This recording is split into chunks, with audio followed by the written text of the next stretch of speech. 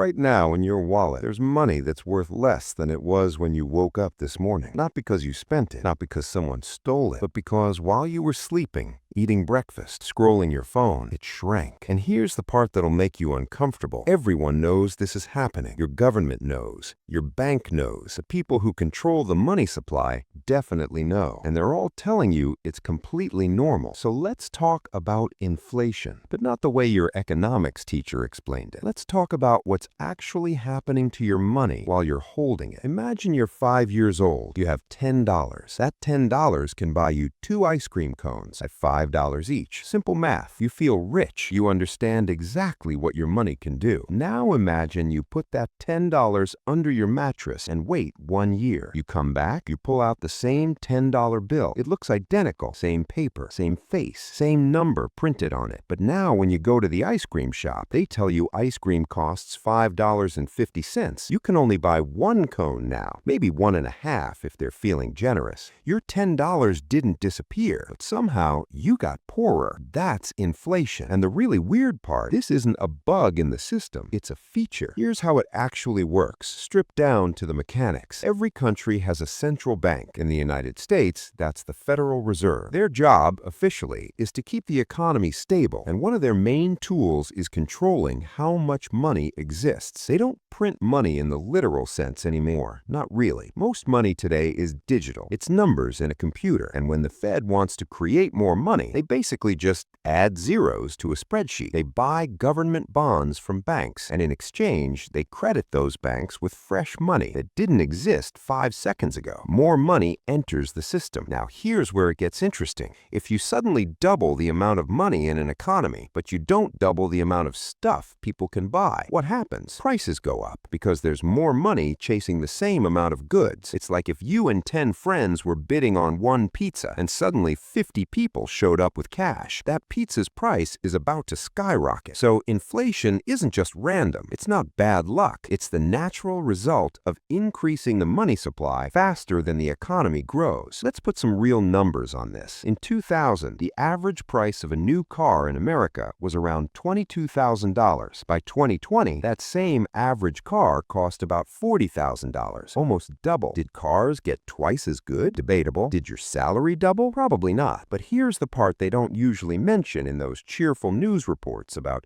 modest inflation and healthy economic growth. The Federal Reserve has an official target. They want inflation to run at about 2% per year. That's their goal. Not zero, not negative, 2% every single year. That means they are actively trying to make your money worth less, slowly, forever. Over 10 years at 2% inflation, your money loses about 20% of its value. Over 30 years, it loses about half. The cash you're saving for retirement, for your kids' education, for emergencies is designed to rot. Now you might be thinking, okay, but my bank account pays interest. Doesn't that fix it? Let's check. Right now, the average savings account in the U.S. pays about 0.4% interest annually. Inflation in 2024 ran closer to 3%. So you put $1,000 in the bank. 1 year later, you have $1,004. Congratulations. But because of inflation, you actually need $1,030 to buy what you could have bought last year. You got poorer while following the advice everyone gives you about being financially responsible. The same math applies to people on fixed incomes, retirees, Social Security recipients, people who negotiated their salary 3 years ago and haven't gotten a raise. They're all slowly sinking, not because they made bad choices, because the water level is rising. So why do they do this? The official reason is that a little bit of inflation encourages spending and investment. If money loses value over time, people don't hoard it. They spend it or invest it, which keeps the economy moving. Deflation, when prices go down, is supposedly worse because people delay purchases, waiting for things to get cheaper. The economy freezes. That's the theory they teach in schools. But here's another way to look at it. Governments are the biggest borrowers in the world. The U.S. government owes more than $34 trillion right now. And when inflation happens, the real value of that debt shrinks. If you owe someone $100,000 and inflation runs runs at 3% for 10 years, you still owe $100,000 in nominal terms, but in real purchasing power, it's more like $74,000. Inflation is a hidden tax. It quietly transfers wealth from people who hold cash